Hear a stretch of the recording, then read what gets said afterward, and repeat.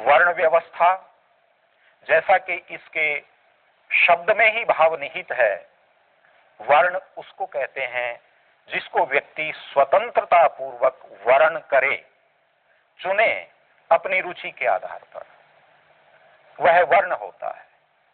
किंतु जाति माँ बाप से हमें उत्पन्न होते ही नहीं। मुट्ठी कसने से ही बदलती है हाथ की लकीरें भैया, क्योंकि एक मुट्ठी बीज में होते हैं हजारों मुट्ठी अनाज। संकल्प की एक मुट्ठी से मिली है हमें सर उठाकर जीने की ताकत। मेहनत कस मुट्ठियों ने बनाई भारत की नई तस्वीर। भारत की कृषि परंपरा और आधुनिक विज्ञान का महामिलन लेकर आया है देश में कृषि क्रांति। और हमारे लिए आयुर्वेदिक स्वास्थ्यवर्धक उत्पाद पतंजलि आयुर्वेद लाए हैं हमारी हर जरूरत के लिए सबसे अच्छे, सबसे सस्ते, विश्व स्तरीय स्वदेशी उत्पाद। पतंजलि आयुर्वेद। वर्ण व्यवस्था में वर्ण परिवर्तन की गुंजाइश है। व्यक्ति कभी भी जीवन में अपना वर्ण परिवर्तन कर सकता था, किंतु जाति माता पिता से एक बार जो जन्म मिला, मृत्यु पर्यंत वही रहती है। वर्ण व्यवस्था में ऊंच नीच, छुआछूत और असमानता का भाव नहीं था, जबकि जन्मना जाति व्यवस्था में ऊंच नीच, छूत अछूत और असमानता का भाव कूट कूट कर भरा हुआ है। उसके बिना जाति व्यवस्था का आधार ही नहीं बनता।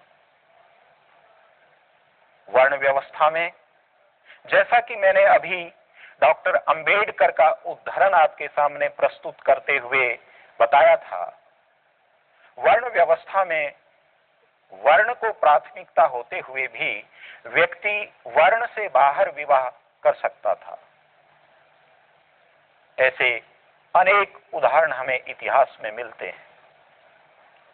किंतु जन्मना जाति व्यवस्था में अपनी जाति में ही विवाह करना पड़ता है। इसके लिए मनुष्य विवश होता है। जाति व्यवस्था के साथ जो तत्व जुड़े हुए हैं, जो शर्तें जुड़ी हुई हैं, ये मनु की वर्ण व्यवस्था में नहीं पाई जाती। इसलिए मनु की जो वर्ण व्यवस्था है वह जन्मना जाति व्यवस्था पर आधारित नहीं है, अपितु कर्मणा वर्ण व्यवस्था पर आधारित व्यवस्था है। जब हम मनुस्मृति की वर्ण व्यवस्था की चर्चा करते हैं, या हमारे अर्वाचीन समीक्षकों ने जब जब मनुस्मृति की वर्ण व्यवस्था की चर्चा की है, तो उनसे प्रमुख रूप से 3 भूलें हुई हैं, जिनके कारण हमारे पाठकों को भ्रांतियां हुई। उनमें सबसे पहली भ्रांति यह है कि जब भी हम वर्ण व्यवस्था की चर्चा करते हैं तो हम उसको जन्म से समझ बैठते हैं, जबकि प्राचीन वैदिक वर्ण व्यवस्था का जन्म से किसी प्रकार का कोई संबंध नहीं था। दूसरी भूल एक अनुवाद की भूल है। कभी कभी अनुवाद की एक शब्द भी भूल सारे विचार में उथल पुथल मचा देती है, सारी व्यवस्था में उथल पुथल मचा देती है। ठीक ऐसी ही उथल पुथल वर्ण व्यवस्था के विषय में एक गलत अनुवाद ने मचाई है। हमारे अर्वाचीन पाश्चात्य समीक्षकों ने जब वैदिक साहित्य का या भारतीय साहित्य का अनुवाद किया और उसमें वर्ण व्यवस्था का प्रसंग आया, तो उन्होंने वर्ण का अर्थ कास्ट किया, जबकि कास्ट का अर्थ जाति होता है, जो कि जन्म से निर्धारित होती है। क्योंकि विश्व के किसी अन्य समुदाय में वर्ण नहीं था, इसलिए वर्ण का सटीक अनुवाद नहीं हो सका।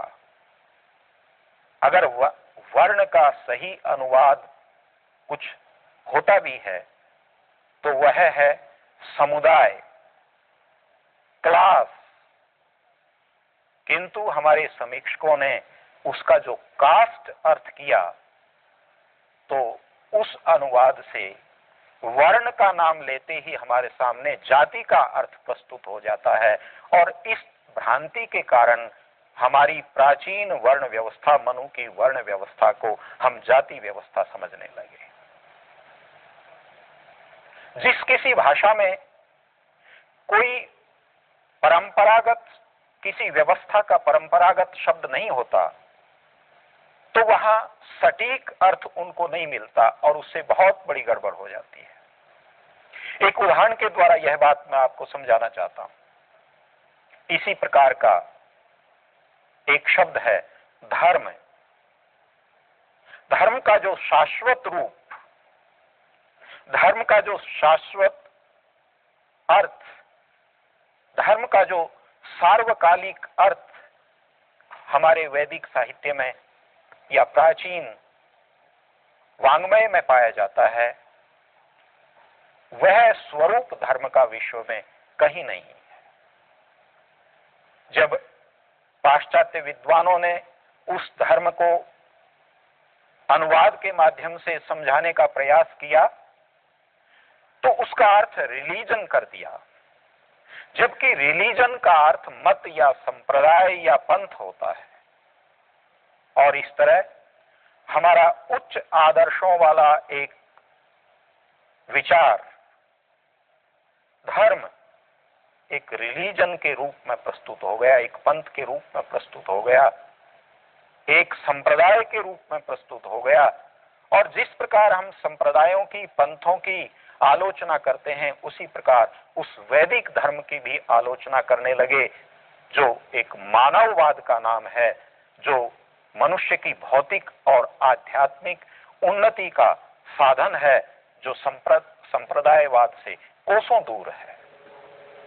जैसी भ्रांति धर्म के अनुवाद में हुई और धर्म का स्वरूप विकृत होकर हमारे सामने प्रस्तुत हो गया, ठीक इसी प्रकार की भ्रांति मनुस्मृति के संबंध में, वर्ण व्यवस्था के संबंध में,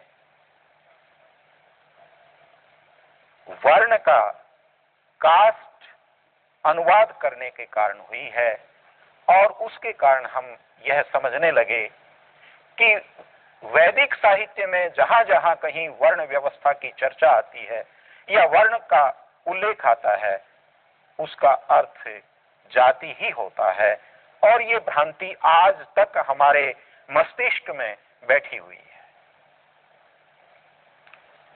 तीसरी भ्रांति जो हमें हुई है, वह हुई है इतिहासकारों की उस अज्ञानता के कारण, जहां उन्होंने वर्ण के अर्थों को गिनते हुए रंग अर्थ को वर्ण व्यवस्था के साथ जोड़ दिया। वर्ण का अर्थ वर्ण अक्षर भी होता है, वर्ण का अर्थ समुदाय भी होता है, वर्ण का अर्थ रंग भी होता है, लेकिन देखना पड़ता है कि किस अर्थ का किस प्रसंग में प्रयोग किया जाए।